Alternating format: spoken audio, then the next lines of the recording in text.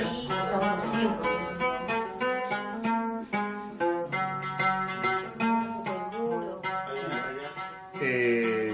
O sea, se va a terminar de vender este.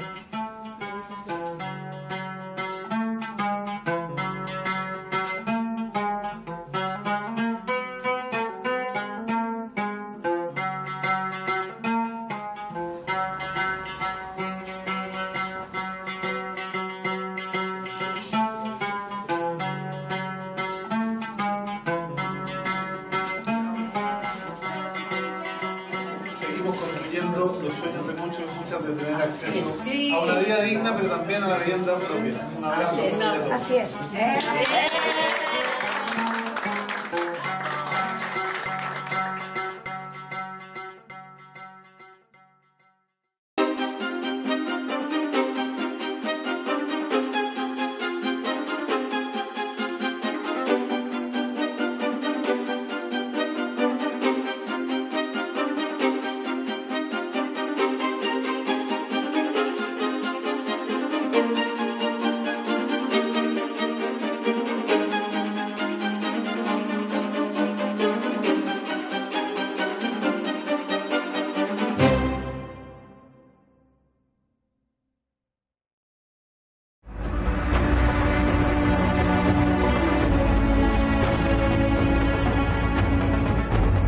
Soy Daniel Jadwe, chileno de origen palestino, nacido como tantos otros palestinos del mundo en la diáspora. Chile tiene una de las comunidades más numerosas fuera del mundo árabe. Se dice que somos cerca de 300.000, pero somos millones repartidos por la faz de la tierra, lejos de nuestra patria, pero comprometidos con la identidad, la historia y la lucha de nuestro pueblo, de nuestra tierra, que es y será por siempre Palestina. Hola, bienvenidos a todos y todas. Marhaba, Ahlen. Desde el 7 de octubre estamos viviendo una nueva catástrofe de la cual es víctima el pueblo palestino. Las imágenes de las atrocidades y los crímenes de guerra de Israel han llenado las redes sociales, no así los medios de comunicación hegemónicos que han tratado de ocultar esta terrible verdad. Veamos las siguientes imágenes para poder comprender y entender más lo que está sucediendo.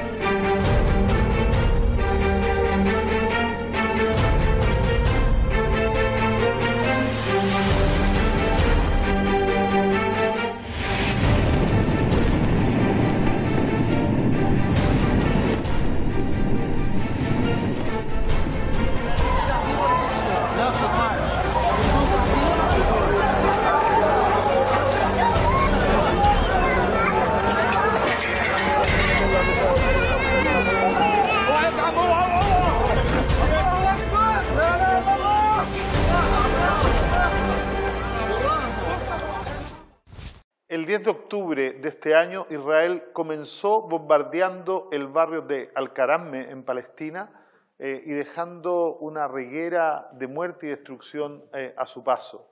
En las imágenes vimos cómo estaban tratando de rescatar a los civiles muertos. El sionismo, los dirigentes de Israel, afirmaban que estaban matando terroristas. Sin embargo, a esa fecha ya se contabilizaban más de 200 niños, niñas y adolescentes muertos y más de 230 mujeres, cerca de 3.000 heridos y claramente no había rastro de los terroristas. La periodista Huda Hegazi nos tiene más información al respecto. Veamos el siguiente reportaje. En la primera semana de enfrentamientos en la batalla Tormenta de Al-Aqsa, el régimen de Israel cometió uno de sus primeros genocidios en la Franja de Gaza. Se trata de la masacre en la zona residencial de Al-Karamme, en el norte del enclave costero. El ataque comenzó la madrugada del miércoles 11 de octubre, dejando la zona que estaba compuesta por 13 edificios residenciales totalmente destruida. Las estructuras bombardeadas se convirtieron en escombros y cayeron sobre sus habitantes, ocasionando docenas de muertos y heridos, según reportes preliminares. Escuchamos sonidos y explosiones que no habíamos escuchado antes. Las explosiones, el ruido, la luz del fuego, todo era muy fuerte y daba mucho miedo. En ese momento llegaron ambulancias de la Cruz Roja y nos dijeron que debíamos abandonar nuestras casas inmediatamente. Todos salimos rápidamente de los 13 edificios. No imaginábamos que eso iba a suceder con nosotros, porque es la primera vez en las 5 guerras que he vivido en Gaza que hemos debido abandonar nuestras casas en el barrio de Al-Karama. En todas las guerras anteriores nos habíamos quedado en nuestras casas porque eran seguras.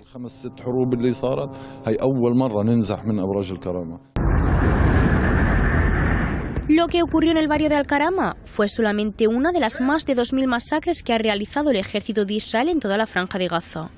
Asimismo, estos ataques se repitieron en zonas como Tal al-Hawa, Al-Zaitún, Al-Shijaiya y Al-Rimal en la ciudad de Gaza, donde estos barrios han sido completamente destruidos.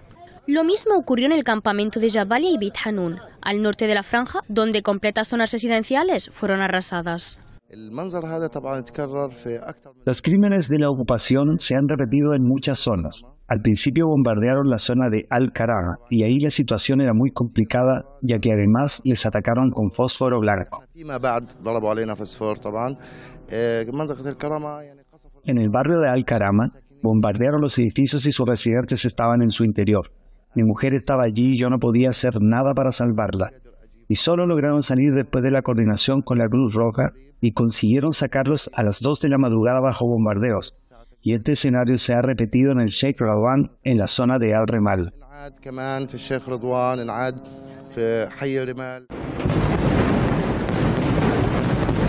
Los ataques de la ocupación no se limitaron solo a zonas residenciales, sino que se extendieron hasta alcanzar hospitales y centros médicos.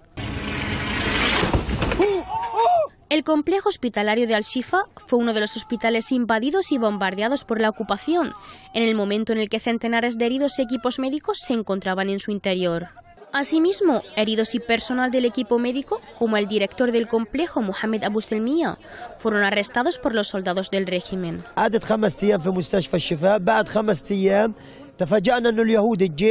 Después de pasar 5 días en el hospital, nos sorprendimos porque el ejército de Israel había invadido y rodeado todo el complejo hospitalario. Los soldados nos trataban de una manera muy bruta. Venían para interrogarnos a largas horas de la noche o incluso en la madrugada. Nos preguntaban dónde estaban los encargados de Hamas, dónde estaban escondidos los combatientes y si sabíamos algo de ellos. Les decíamos que nosotros éramos heridos y ellos nos habían bombardeado a sangre fría y éramos civiles. Luego cogían nuestros nombres y nuestros DNIs y hubo personas que fueron detenidas.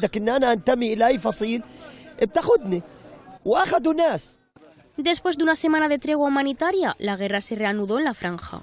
Sin embargo, esta vez el objetivo es la zona sur. En la primera fase de la guerra, el régimen israelí cometió crímenes atroces en el norte de la franja de Gaza, acabando con la vida de miles de gazatíes con sus ataques indiscriminados a zonas residenciales y hospitales. Ahora, en esta segunda fase, el objetivo es el sur y por ende los ataques se están volviendo más brutales y violentos. Uday Ghazi, Hispan TV, Gaza, Palestina. El reportaje no solo muestra las atrocidades y los crímenes de guerra llevadas a cabo por el ejército terrorista de Israel, sino que también la hipocresía sin límite de los dirigentes de ese país. Al principio decían y trataron de lanzar a más de 1 millón de personas que fueran hacia el sur para salvar las vidas y poder, entre comillas, perseguir a lo que ellos llaman terroristas. Luego de que ellos se comenzaron a desplazar, fueron bombardeados en las mismas carreteras y asesinados miles de civiles que corrían con banderas blancas para salvar sus vidas. Hoy los bombardeos y los crímenes de guerra se han trasladado al sur y la comunidad internacional sigue de una u otra manera apoyando a Israel y apoyando el genocidio. Vamos a continuación a entrevistar a un periodista, escritor y analista brasileño, Breno Altman, que en el último tiempo, sobre todo en estos acontecimientos, ha sido acusado de ser antisemita por criticar duramente la política de exterminio físico y político del pueblo palestino que ha llevado a cabo Israel. Hola Breno, ¿cómo estás, hermano y compañero? Muchas gracias por aceptar esta invitación. Te quiero hacer dos preguntas antes de pasar a un par de preguntas del público. Las voy a hacer las dos juntos para dejar que te puedas extender como quieras. Lo primero, en el último tiempo fuiste acusado de ser antisemita, ¿no? Incluso tratando de judicializar acciones en contra tuya por algunos escritos que critican las políticas de Israel. Cuéntanos cuál es la diferencia entre ser judío y ser sionista, y después de aquello, cuéntanos qué nos permite hablar hoy de un genocidio en curso y de un proceso de limpieza étnica en Palestina. Bueno, antes de todo, muchas gracias por la invitación, Javier. Para mí es un gusto estar acá con ustedes.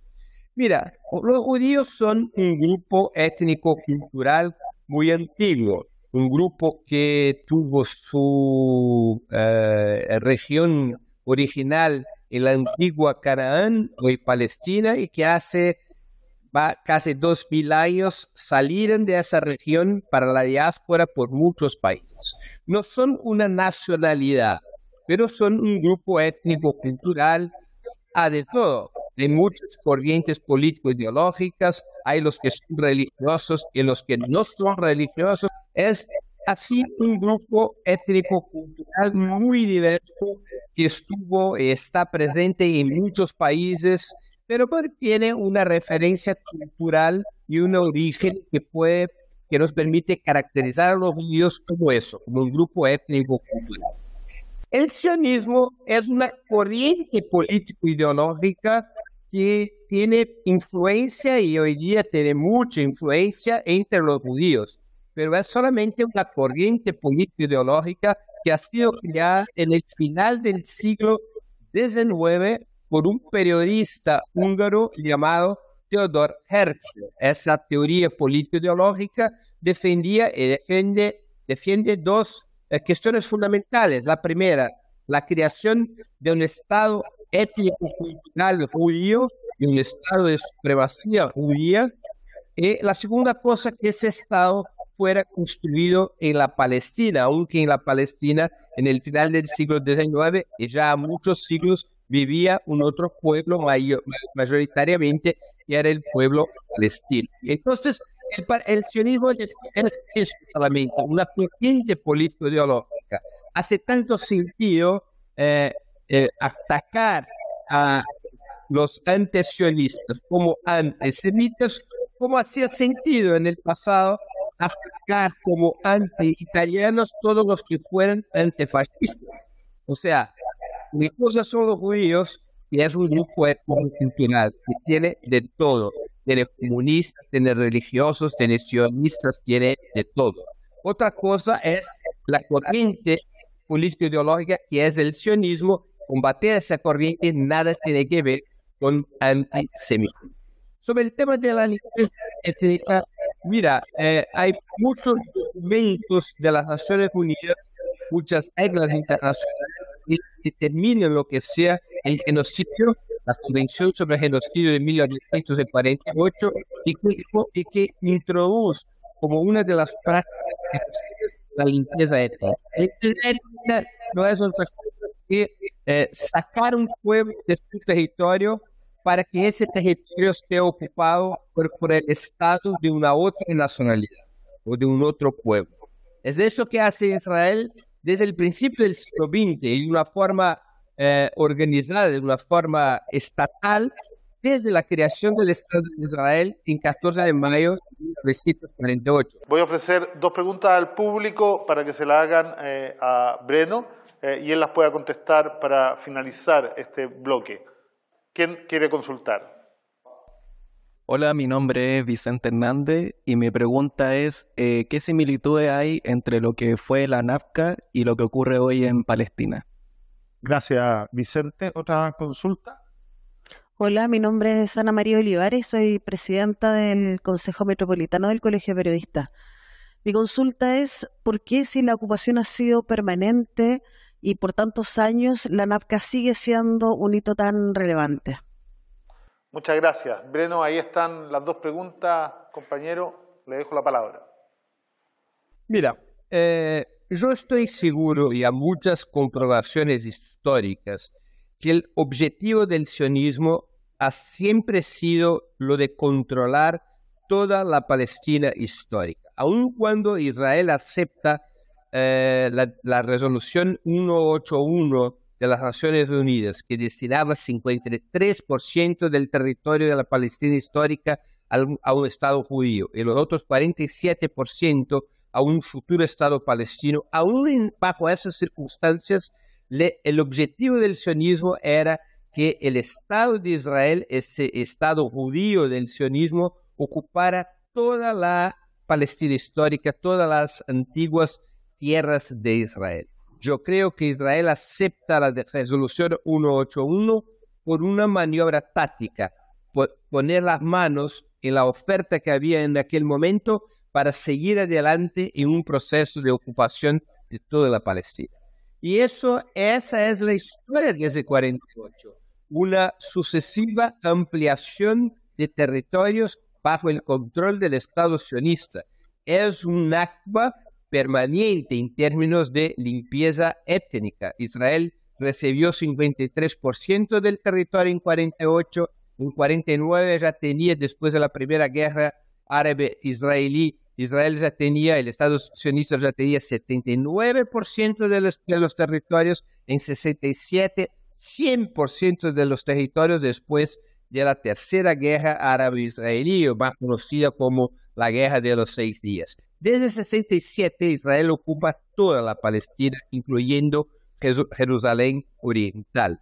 Israel, en esos territorios ocupados, ha tratado de establecer una doble política de colonización. Una política es ampliar el número de colonos judíos y de asentamientos judíos en los territorios palestinos ocupados, de tal suerte que se tornase imposible a los palestinos tener una área territorial continua para crear su Estado, como está determinado por las resoluciones 181 y 242 de las Naciones Unidas. El segundo instrumento es la limpieza étnica, que ahora atinge una etapa muy radicalizada. ¿Qué es la limpieza étnica? Expulsar los palestinos seguidamente de sus tierras. Por eso que es muy comparable lo que ocurre hoy con lo que ocurría, con que lo ha ocurrido en 48 con la Nakba. Es una Nakba 2.0, expulsar los palestinos de la Franja de Gaza y después también los palestinos de la Cisjordania. Como Israel no tiene ninguna intención de implementar las decisiones sobre dos estados, como la intención de Israel es tener un estado sionista por toda la Palestina histórica, es fundamental para el sionismo reducir el número de palestinos en la región, reducir el número de palestinos en 2 o 3 millones para que se quede completamente seguro que en la área de la Palestina histórica, que hoy tiene 15 millones de personas, 7.2 millones de judíos, 7.2 millones de árabes palestinos, 600.000 personas de otros orígenes, para que en esa área permanezca una mayoría judía. Eso es fundamental para el control territorial. Entonces, la nueva Nakba tiene que ver con control de territorio, tiene que ver también con control demográfico para el proyecto del sionismo, que no tiene nada que ver con dos estados, que tiene que ver con la consolidación del Estado de Israel por toda la Palestina histórica. Y ese ha sido el objetivo del sionismo todo el tiempo, aun cuando haga maniobras con los acuerdos de Oslo, con declaraciones favorables a los dos estados. Recordémonos el célebre discurso de Ben Gurion, revelado por el historiador judío israelí Ilan Papp, en lo cual Ben Gurion dijo, después de la resolución 181 de las Naciones Unidas, Ben Gurion dijo: caminamos un primer paso, ya tenemos 53% del territorio y vamos a avanzar hasta controlarmos todas las tierras de Israel, las ancestrales tierras de Israel. Ese ha siempre sido el objetivo de Israel, y para eso el instrumento de la limpieza étnica que ha sido utilizado en el Nakba de 48, ese instrumento sigue vigente dentro de la estrategia sionista. Muchas gracias, Breno. Un abrazo desde acá y espero poder seguir viéndonos seguidamente. Muchas gracias por la invitación, un honor hablar con ustedes. Reiterando el agradecimiento a Breno por acompañarnos hoy, vamos a una pausa y volvemos para hablar un poco sobre la diáspora palestina, en este caso en Chile. Durante el último siglo, cientos de miles de palestinos han tenido que abandonar Palestina debido al proceso de limpieza étnica y se han ido a vivir a numerosos países. Chile es uno de ellos, tiene una de las comunidades palestinas más grandes fuera del mundo árabe. Les voy a presentar a Kamal Kunsille, músico y director del Centro de Estudios Árabes de la Universidad de Chile, con quien vamos a conversar acerca de la actualidad y de la historia palestina. Los invito a ver un video que nos da más antecedentes de él. La música árabe, el café y la preocupación por el devenir de Palestina forjaron su infancia y su identidad. Kamal es músico, laudista y dirige el Centro de Estudios Árabes Eugenio Chaguán, que nació al interior de la Universidad de Chile en 1966 con el objetivo de romper la supremacía de las grandes potencias occidentales en la creación de pensamiento sobre el mundo árabe en América Latina. Hoy, este centro es el mayor referente intelectual sobre las temáticas asociadas a los pueblos árabes, especialmente del pueblo palestino, en Chile. Hola Kamal, muchas gracias por aceptar esta invitación. Quiero partir preguntándote, ¿cuándo llegó tu familia a Chile? Hola Daniel, muchas gracias a ustedes. Mi familia paterna, mi bisabuelo en 1910 y mi familia materna con mi madre ya nacida con alrededor de 9 años, el año 1956. O sea, son las dos migraciones respecto a la Primera Guerra y respecto del establecimiento del Estado sionista en Palestina. ¿Por qué se vinieron en ambas situaciones? O sea, bueno, claro, como tú dices, de las dos olas principales de migración, la primera, como debido a la crisis con el Imperio Otomano, digamos, y mi bisabuelo era de esa primera ola de migrantes que se venía escapando de que no los enviaran a la guerra, digamos,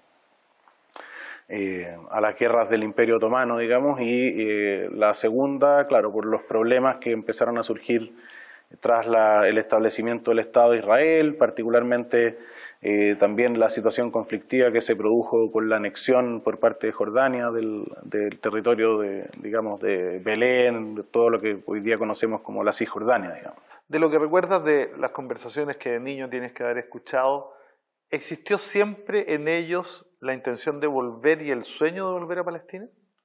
Yo, de las conversaciones que recuerdo de niño, recuerdo más, claro, siempre una atención a la situación que allá se vivía, ¿ya? Me acuerdo, por ejemplo, que mi padre me contaba que de niño, porque él vivió con su abuelo gran parte de su infancia, que cómo se reunían, por ejemplo, en la casa de su abuelo entre los años 47 y 49, digamos, todos los parientes y los migrantes de la ciudad de Beit Sahur, digamos, a escuchar las noticias sobre lo que estaba pasando en Palestina con la partición, después la guerra que empezó, ¿cierto? Digamos, la Nakba, ¿cierto? Como se reunían ahí a escuchar las noticias. En la casa de mi familia materna también lo mismo, digamos, muchos recuerdos de la atención a los acontecimientos, ¿no? que se iban sucediendo. Ahora, sobre el deseo de volver, yo siempre vi en el caso de mi familia materna, no vi mucho ese deseo, digamos. Yo creo que fue bastante más traumático el tema después de 1948, la salida, entonces, evidentemente. Y por el lado de mi familia paterna, la verdad es que eso nunca se habló, pero yo después, por investigaciones, digamos, que tienen que ver con ni siquiera, o sea, por lazos ya con el mundo de la investigación en estos asuntos, digamos, recuerdo, me encontré con una solicitud de mi bisabuelo al mandato británico para volver, ¿no? Hay un doctorando, pues ya un doctor, Nadim Bawalsa, un palestino que se estaba doctorando en Historia en la Universidad de Nueva York, y vino a Chile a investigar, justamente él estaba investigando una cosa que nunca se había estudiado mucho, que eran las solicitudes que habían hecho los palestinos de Chile al mandato británico para volver. Y encontraron una de tu bisabuelo. Sí.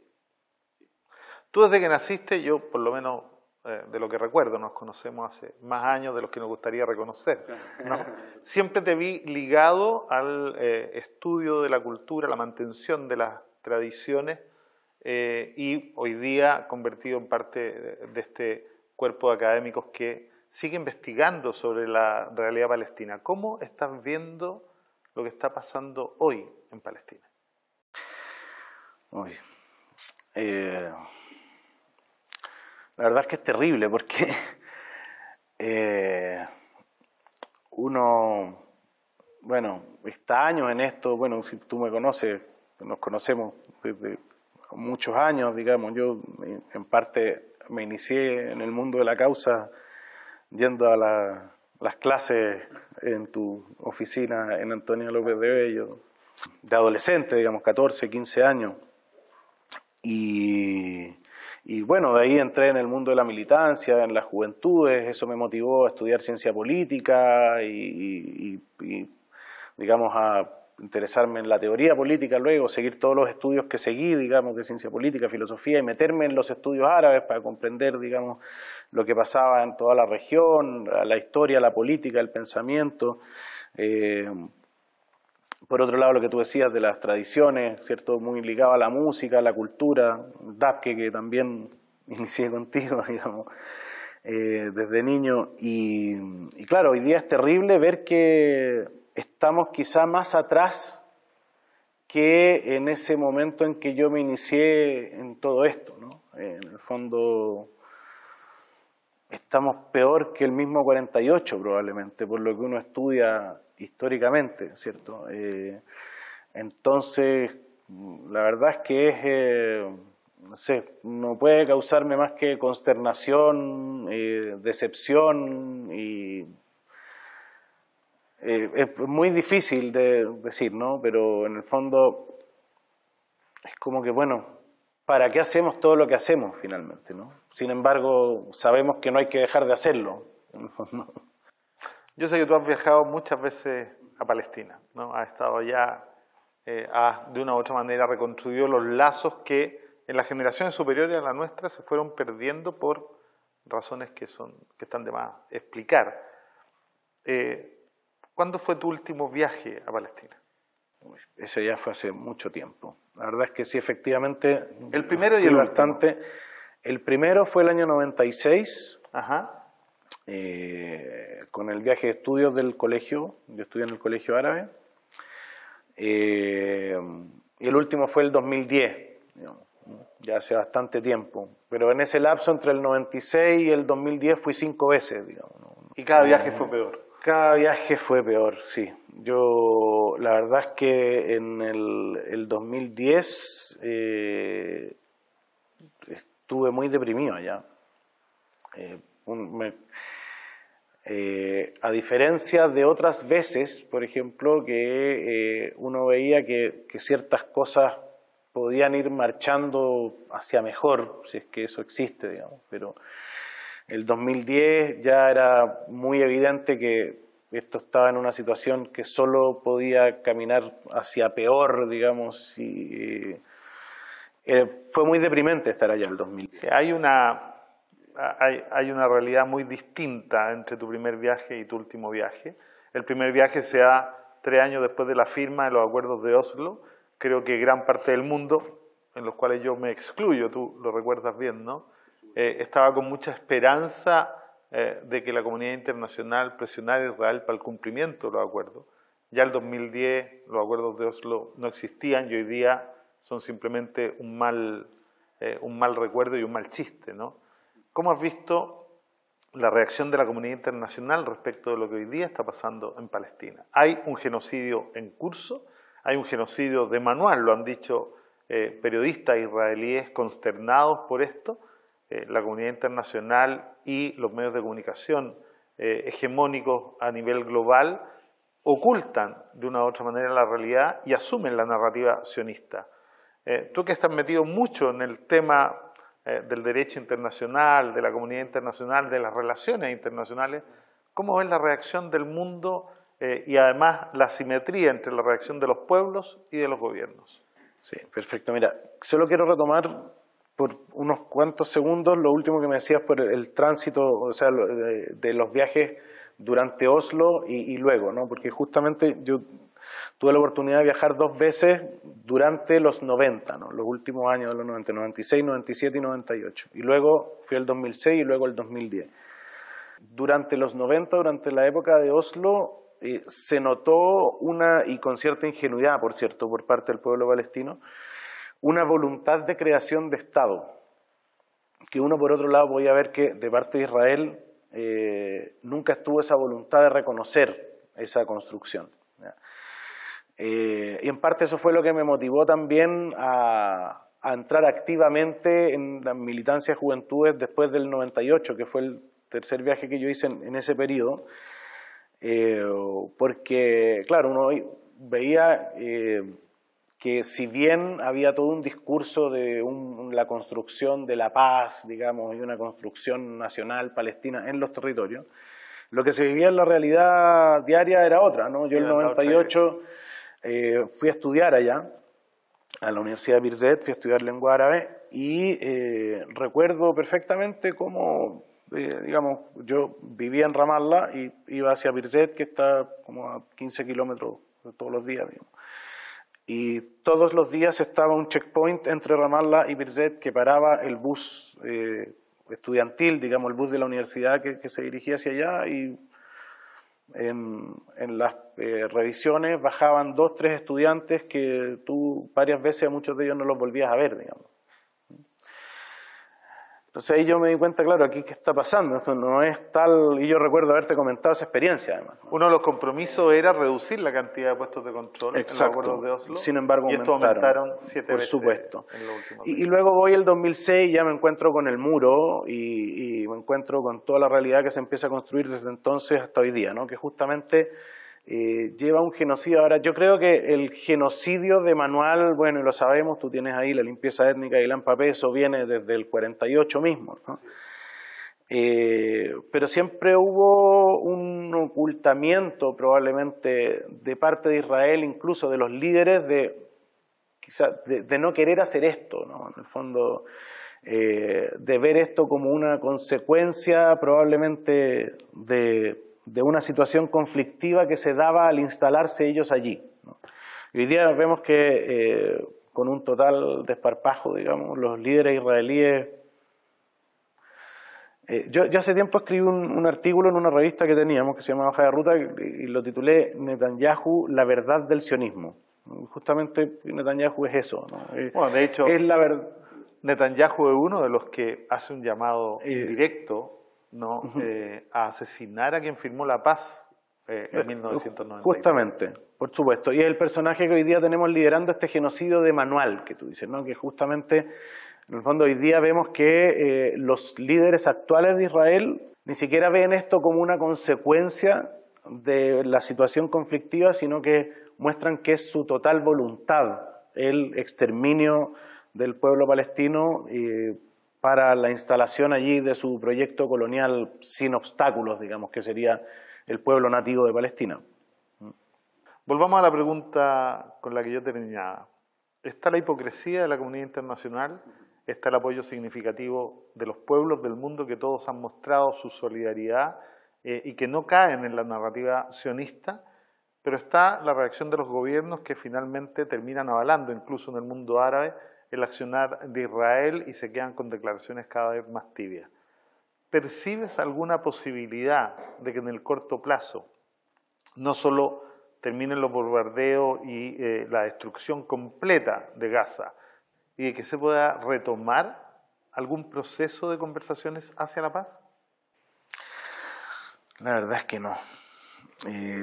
Yo estoy viendo esto de manera muy pesimista, digamos. O sea, a ver, pronto tendrán que terminar los bombardeos, porque si no, efectivamente va a ser o sea, ya es un genocidio, una limpieza étnica, pero va a ser un exterminio absoluto, digamos, de la población de Gaza si es que esto no termina pronto, ¿no? Porque estamos viendo, no sé, pues, 1000 personas diarias que están muriendo, en el fondo no es una cosa... entonces es muy difícil pensar, deberíamos pensar, ¿no?, que lo deseable sería que esto terminara luego, ¿no? Por lo menos, pero una cosa es que se detengan los bombardeos y otra cosa es que existan las posibilidades de que se camine hacia conversaciones hacia la paz, ¿no? Ayer Netanyahu decía que no tiene ninguna disposición a entregar el control de la Franja de Gaza a la Autoridad Nacional Palestina, de manera que aquí lo más probable es que se consolide una anexión y una expulsión, digamos, de la población palestina a la Franja de Gaza, de manera que la situación ha empeorado bastante y en el corto plazo yo pienso que solo puede empeorar más, ¿no? Y justamente pensando en las reacciones de la comunidad internacional, ¿no? Tú bien has planteado, ¿cierto?, una dualidad, una diferencia entre las reacciones de los pueblos y los gobiernos. Yo creo que eso es algo que también se viene haciendo evidente en la política mundial de los últimos años, digamos, un clivaje como entre las élites y los pueblos, ¿no? Y efectivamente eso se ve, como, no sé, pues, los gobiernos prohíben las manifestaciones, sin embargo salen más de 500.000 de personas a manifestarse, ¿no? Efectivamente los pueblos no piensan como sus gobiernos, digamos, ¿ya? Pero lamentablemente quienes controlan las decisiones y sobre todo en el plano internacional son los gobiernos.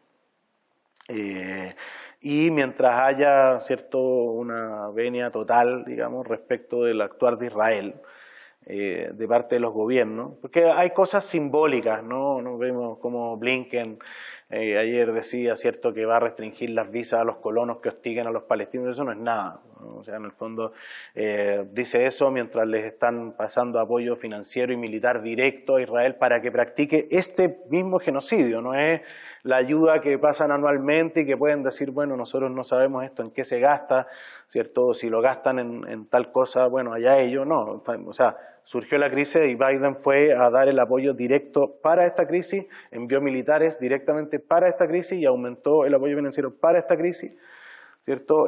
Tenemos todos los gobiernos cómplices de Europa que han dado su total apoyo al actuar de Israel, la secretaria de la Unión Europea también, ¿cierto? Por lo tanto, es muy difícil que mientras Israel siga actuando con total impunidad, la verdad, y esto son cosas que nosotros son obvias, ¿no? Mientras Israel siga actuando con total impunidad y no tenga ningún incentivo para dejar de actuar como actúa, la verdad es que es muy difícil, ¿no? Muchas gracias, Kamal. Vamos a una pausa y ya regresamos. No.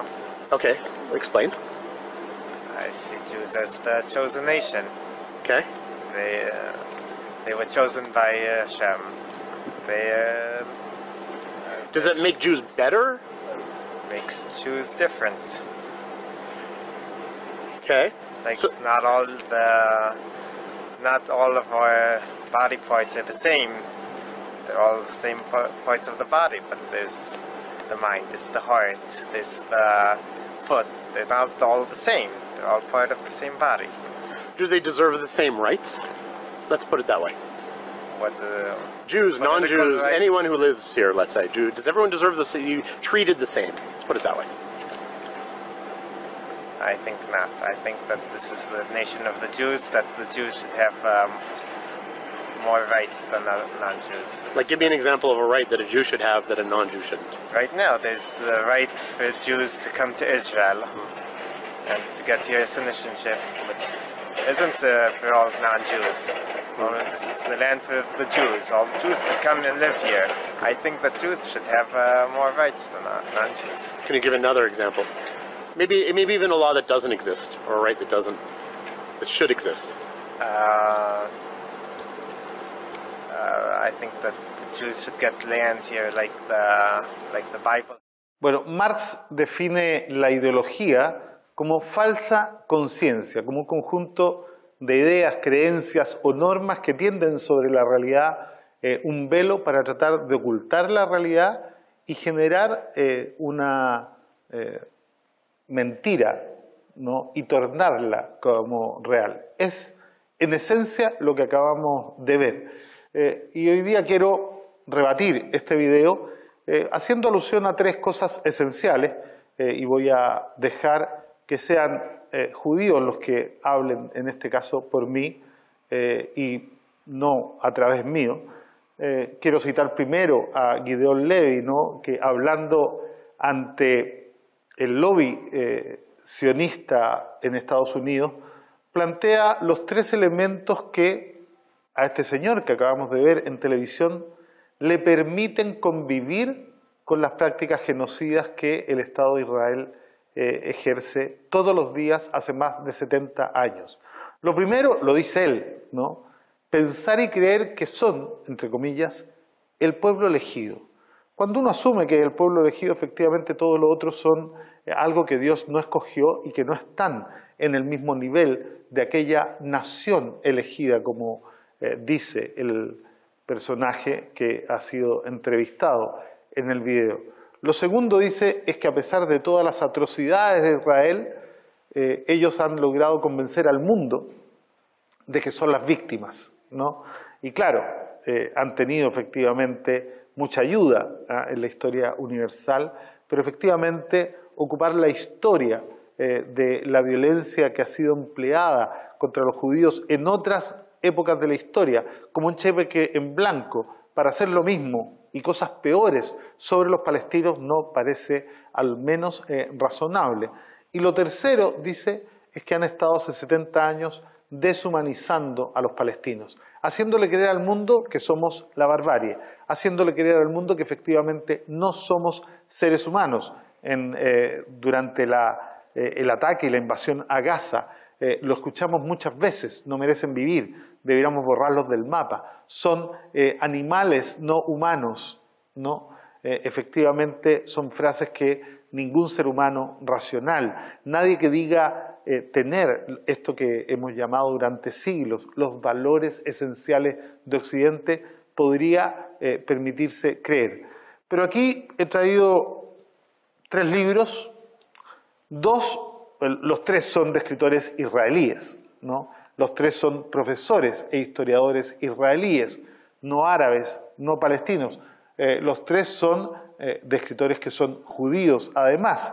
Uno es Shlomo Sand, que tiene 2 libros formidables, que son La invención del pueblo judío y La invención de la tierra de Israel, en donde hace 2 cosas que son notables.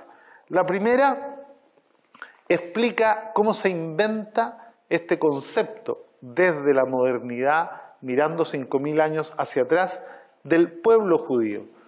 Y esto es muy normal que lo hagan todas las empresas coloniales, todas las empresas en donde una ideología supremacista, como la que llegó desde Europa a nuestra América, ¿no? Hace cuando quiere dominar un territorio y llevar a cabo una limpieza étnica.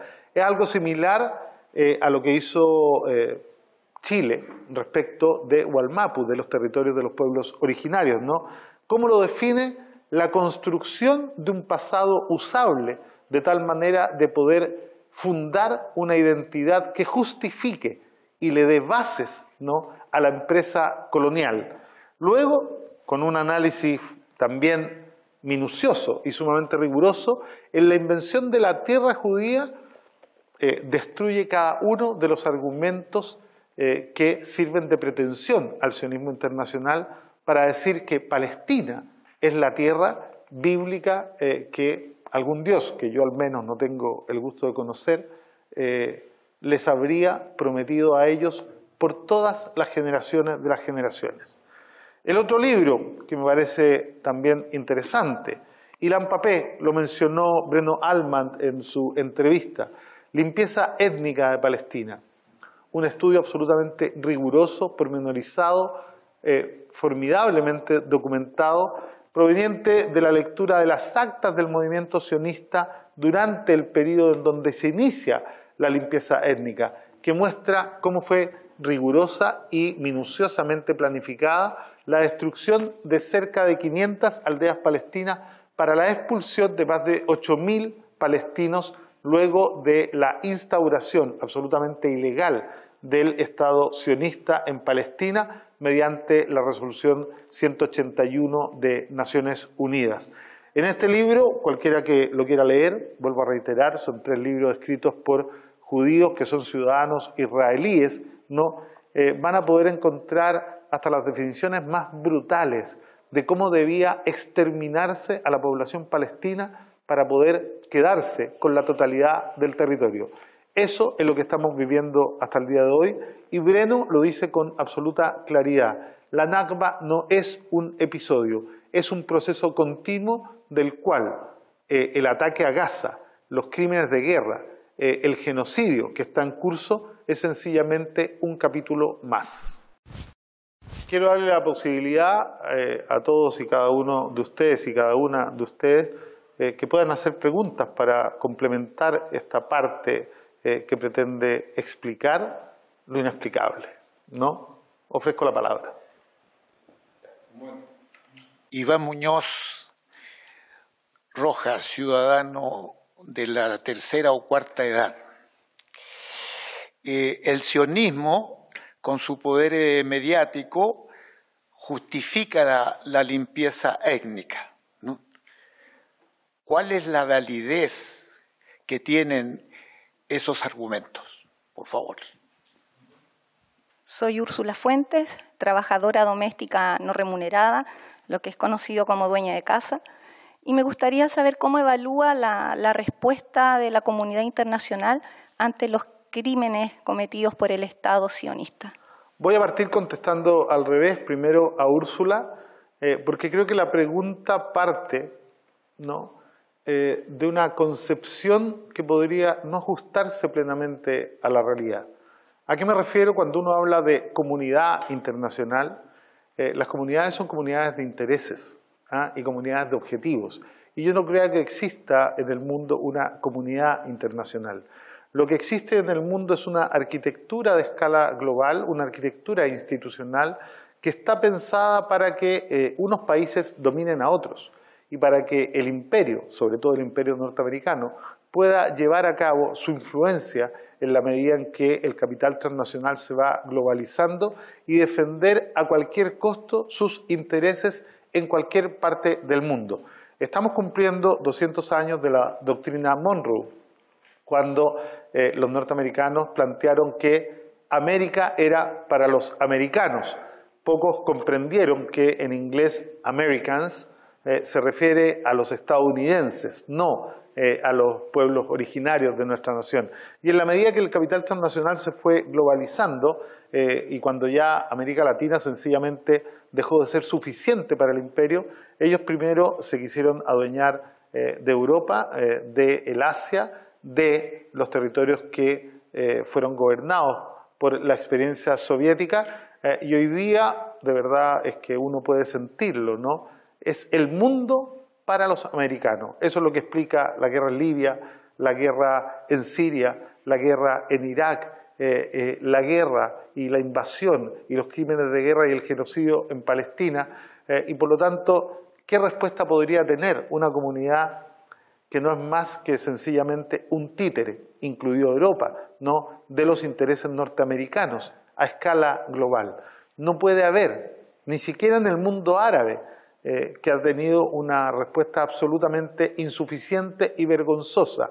Bastaría con que detuvieran los envíos de petróleo durante una semana y Occidente sencillamente no podría resistir. Pero aquí la comunidad internacional no se mueve por principios ni valores, se mueve específicamente por intereses económicos. Y en eso no hay ningún valor, ¿no?, que esté puesto sobre la mesa. La respuesta de la comunidad internacional es sencillamente la que las transnacionales quieren, y en este mundo y en este contexto van por todo, ¿no? Hoy día son los palestinos, el día de mañana será cualquier pueblo que quiera levantarse creando una alternativa. Y van en el mismo contexto, y por eso partí al revés, ¿no? No hay nada que pueda justificar lo que se hace hoy día en Palestina. Pero efectivamente es parte de lo que significa el negocio de la guerra. ¿no? El negocio de la guerra es un negocio lucrativo que no solo activa economías y permite tremendas ganancias para la industria militar de todos los países, no solo la norteamericana.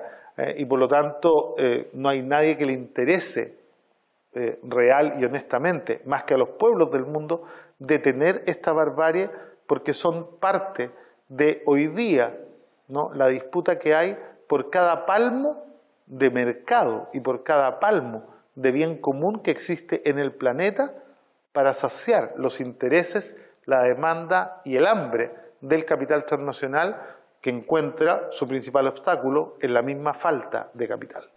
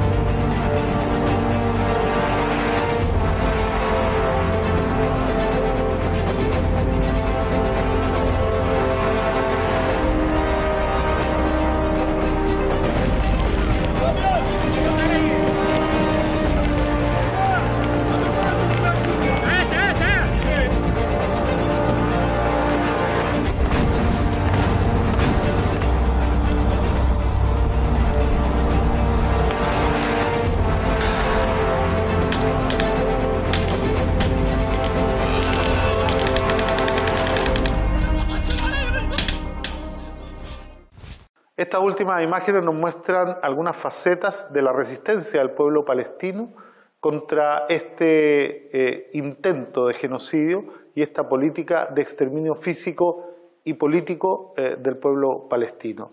Y nos demuestra que en Palestina el solo hecho de respirar es un acto de resistencia.